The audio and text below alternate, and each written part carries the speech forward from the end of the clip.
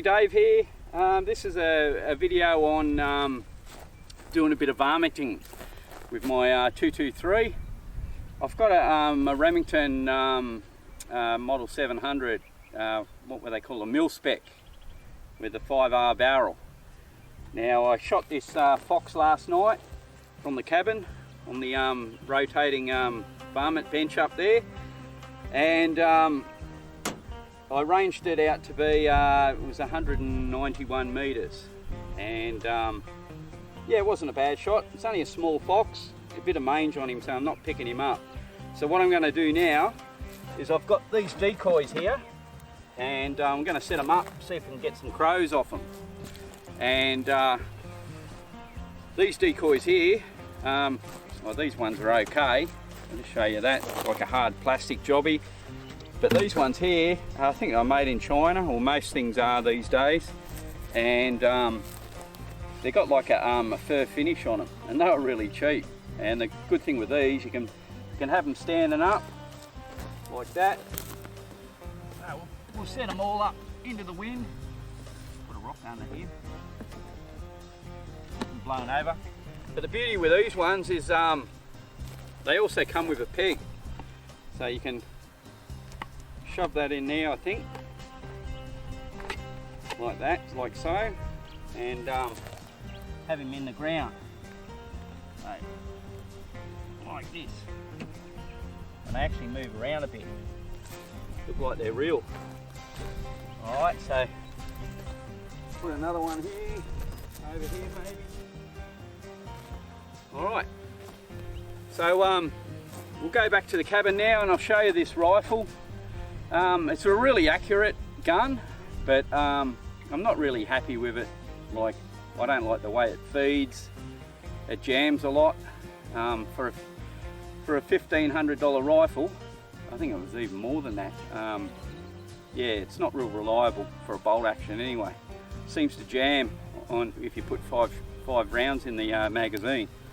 All right, so we'll go back now. I'm going to set up the camouflage net because it's really hard getting these bloody crows. They're so wary, especially around here because I shoot at them all the time. But I'll put the camouflage net up and then I can sit behind it and see if I can call a few of them in. So yeah, let's go back to the cabin anyway. Here we are, guys. I've set the camouflage net up, and yeah, this is the Remington rifle I was talking about. I think the only good thing about it is the barrel.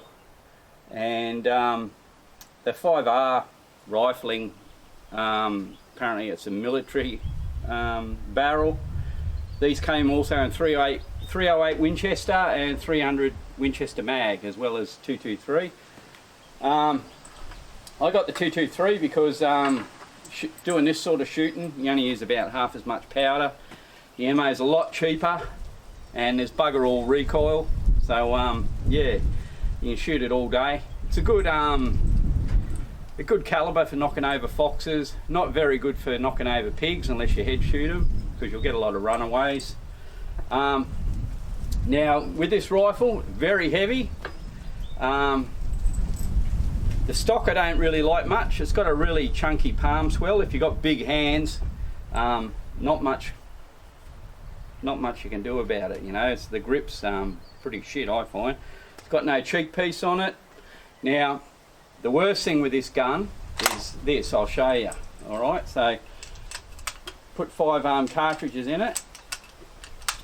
It's a bit finicky too with the feeding the bastard. Hang on, I'm trying to do it. I'll do it in front of the camera. Okay, got one in it.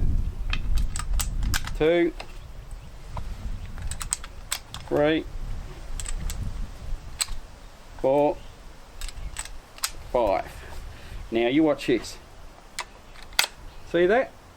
Does it every time when you load 5 rounds into it. For a Mauser action, that's shit house. But with 4 rounds, it goes in. So I don't know. You just got to use it as a 4-shotter, I suppose.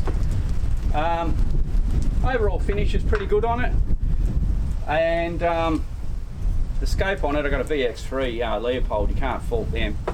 When I'm shooting from the bench here, this rotating shooting bench, I've got like a 180 degree pan, And with the crows, I cut a little hole in the camo netting. See, there's the old hole there. It's a bit low actually, but I'll make it a bit bigger. I'll just have the barrel poking out a little bit, and hopefully we'll get a few. I lucked out with the crows. They're too smart for me. I think what had happened was when I had the decoys out there, they came around when I wasn't here, and they hung out with their decoys for a good while, and got used to knowing that they weren't real. So then they pissed off and they didn't come back. But I ended up shooting these Indian miner birds, which are an introduced pest. Well, this bird book I've got here says that they were introduced in about 1800 to Melbourne first, and then they bred right up, and they're all up the eastern seaboard of Australia. And they're a real pest. They end up taking over bird nesting sites out in the country, and they're a threat to agriculture, and they cause a lot of damage to houses. They get up in people's roofs and stuff like that. So there's a real pain in the ass bird. I hate them. I used to shoot them a lot when I was a kid with the air rifle, and I actually like shooting them better than any other bird. So I've got one here. If you look at him, he's got like a yellow beak on him, and when he takes off he's got like white under wings, and he's brown all over. Yeah, so come from India, pretty much a flying bloody rat. Now I didn't bring the other ones over because they were vaporised with a 223, but some of them I shot out to 200 metres, so that was pretty good. And yeah, if we can thin a few of those out, it'd be good. So actually there's actually one down there now. I'll just see if I can bust him. Alright, here it goes. Alright, there you are. Stay still, you mongrel. Ooh. Oh, he's toast. And that's how she wrote. Guess what? There's a crow down there, like the Viet Cong, Vomit Cong. Taking those decoys away made a big difference, I think. Alright, let's see what we can do. Long shot. Vomit tag, poo tag. Let's have a look. Oh yeah.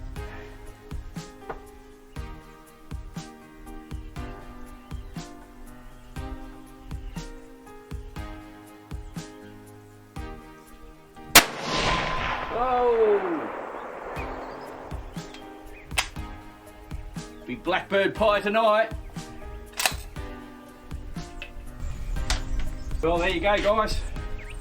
Finally got one. And he won't go to waste. As the Colonel said, secrets in the herbs and spices. Bye for now.